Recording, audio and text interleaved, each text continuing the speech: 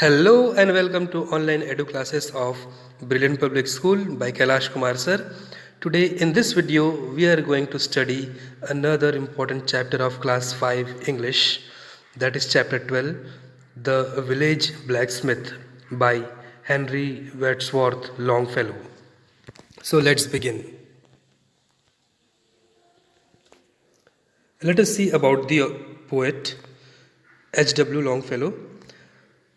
His complete name was Henry Wadsworth Longfellow. He was born in the year 1807 and died in the year 1882.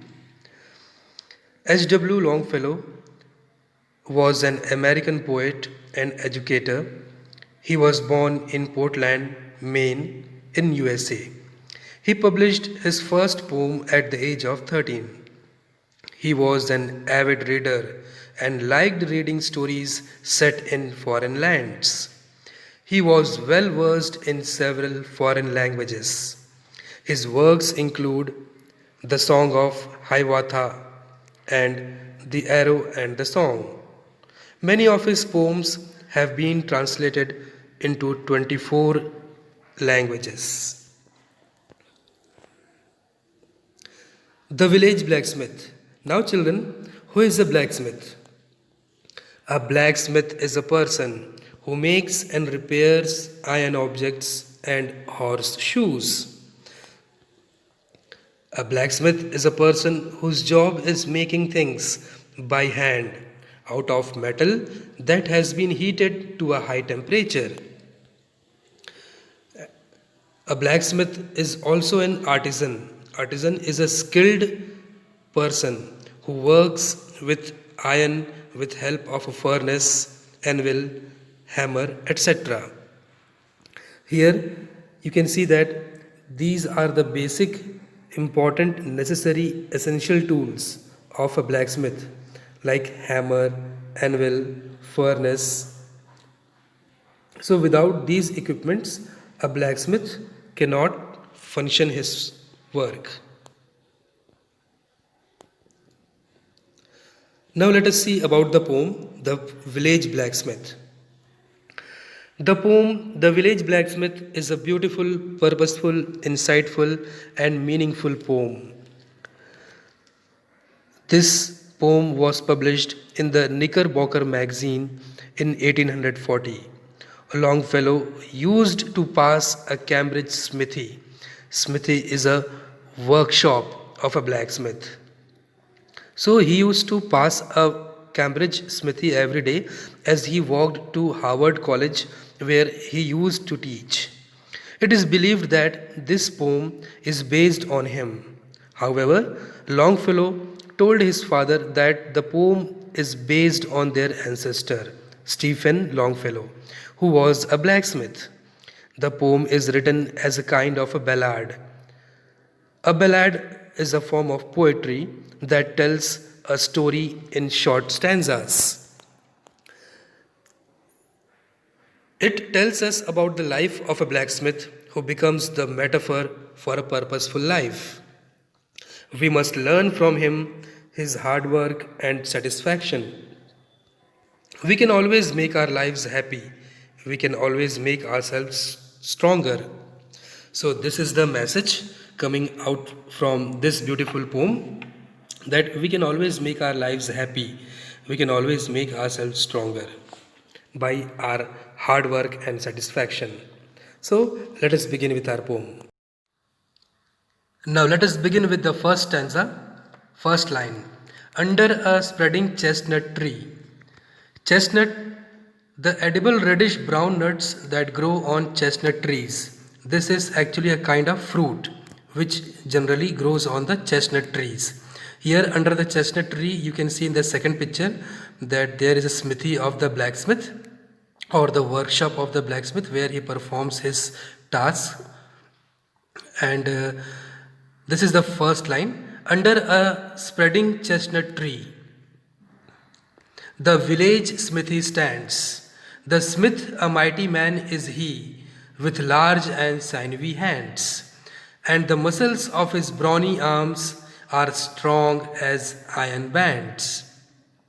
So, smithy is a blacksmith's workshop or a forge, and sinewy means strong, powerful, broad shouldered hands, and brawny means against the same adjective as sinewy, meaning is sturdy, rugged, strong, powerful. So, these lines mean what you are seeing in the lines. The poet talks about a person, the blacksmith, of course, who is strong and he is standing under the chestnut tree. His hands are stronger than usual, and the poet uses a simile to compare his hands to iron bands in the last line. Let us move the next stanza. His hair is crisp and black and long. His face is like the tan. His brow is wet with honest sweat. He earns whatever he can and looks the whole world in the face, for he owes not any man. Tan means a brown or darkened shade of skin developed after exposure to the sun or heat. Here, as the blacksmith is all the time working very close to the furnace, so his skin color also turned into dark. Now next word is owes. Owes means to need to pay or give something to someone because they have lent money or something to you. So in the second stanza, Longfellow gives us a further description of the person blacksmith. He tells us that the blacksmith has long, black and crisp hairs. The next thing is his face, which is tan, means brownish appearance. After the first two lines, the next four lines are very important, children, with respect to the meanings and connotations. The blacksmith's brow is wet with honest sweat, and he earns only what he can. The poet is hinting at the honesty and satisfaction of the blacksmith. He does not borrow from anyone because he earns as per his capacity and does not demand more. He is not greedy, and a person who does not owe to anyone can live a life happy and glee. The expression looks the whole world in the face means to tell the readers that a person who is honest, not greedy, and does not borrow unnecessarily can be equal with everyone in the terms of treatment. He won't need to flatter someone. So, this is the explanation of this second stanza. Let us move to the next stanza, children. Week in, week out, from morn till night, you can hear his bellows blow. You can hear him swing his heavy sledge. Bellows means a tool used to blow air, especially into a fire, to make it burn better. As you can very clearly see in the picture, the use of bellows to produce fire, and sledge, a heavy hammer used by the blacksmith. With measured beat and slow, like a sexton ringing the village bell when the evening sun is low. Sexton is a person who looks after a church and rings the bell. A church officer who takes care of the church property. So, in this stanza, these lines are all praise for the blacksmith's labor, his hard work that he does from the morning to the evening until the sun sets. The sounds of his sledge, his heavy hammer, the sounds of his sledge sound like the village bell. A person can always hear his bellows, thus set up to the heat the iron to be able to forge it. And this goes on every day. The person who passes from that place, they can always hear the sound of the sledge, the heavy hammer, and this sound has been compared with the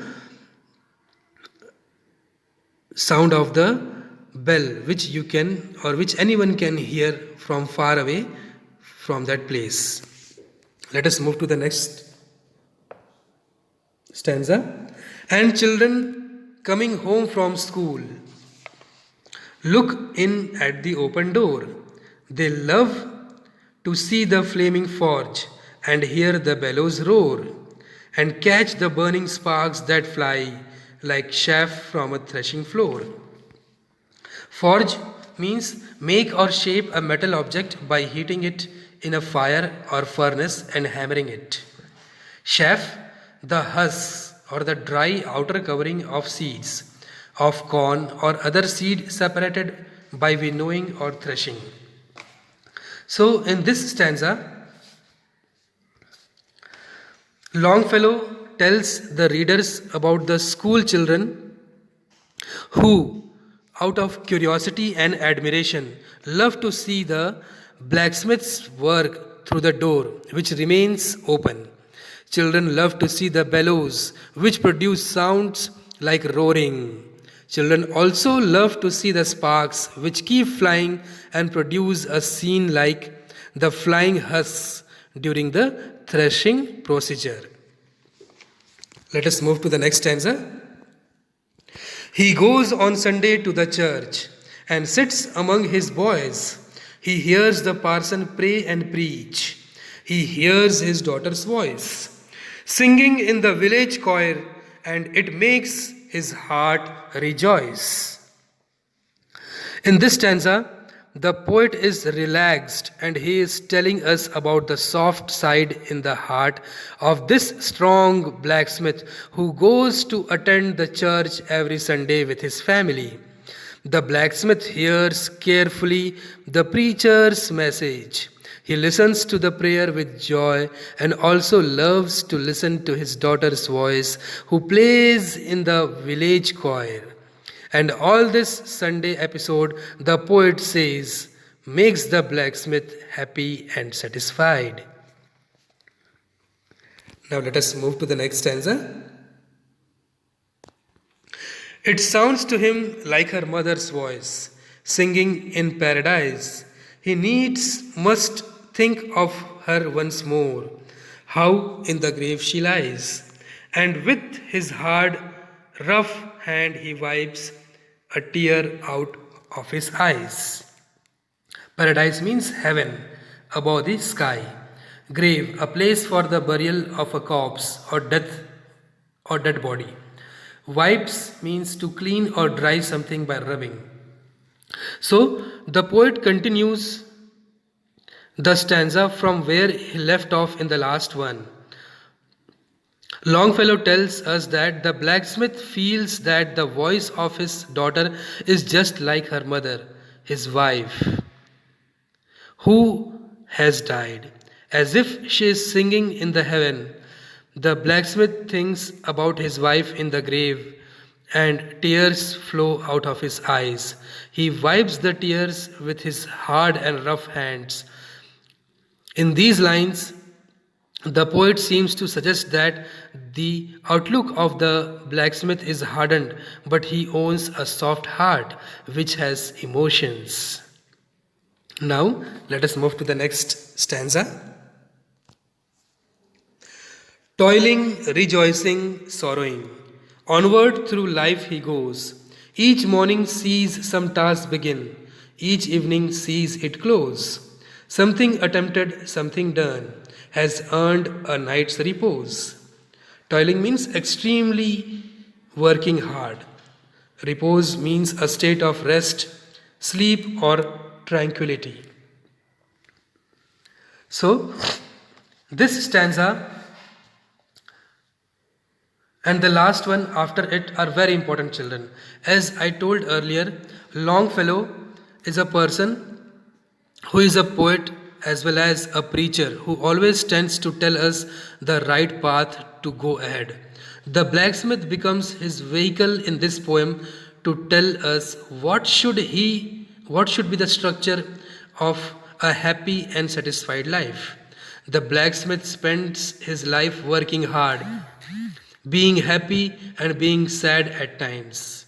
He keeps moving ahead in his life as each morning he starts something new and ends it with the evening. Every day he works and every night he rests fully, with peace. The hard work he does in the morning gives him the sleep of calm in the night. The blacksmith to the poet is an ideal person. Let us move to the last stanza. Thanks to thee, my worthy friend, for the lesson thou hast taught. Thus, at the flaming forge of life, our fortunes must be wrought. Thus, on its sounding anvil shaped, each burning deed and thought. Here, thee means you, singular sat. Worthy means deserving importance. Thou hast means you have. Fortunes means good luck or a large amount of money. Wrought is an adjective, means molded or shaped or manufactured. And the last word is anvil. It is a noun. A heavy iron block with a flat top on which metal can be hammered and shaped, as you can see in the picture given here. And this is the last stanza, children, of the poem, which by all means is the most important one. The poet thanks the blacksmith for the lesson that he has taught to the poet, and then the poet taught to the readers. Longfellow tells us that we should be always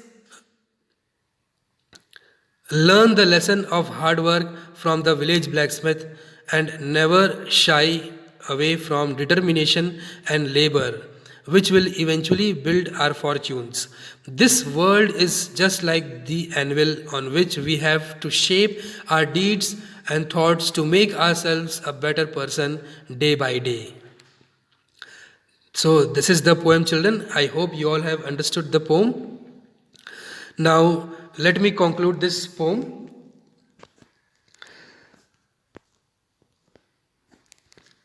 The poem The Village Blacksmith is a beautiful, purposeful, insightful, and meaningful poem, as I told you earlier.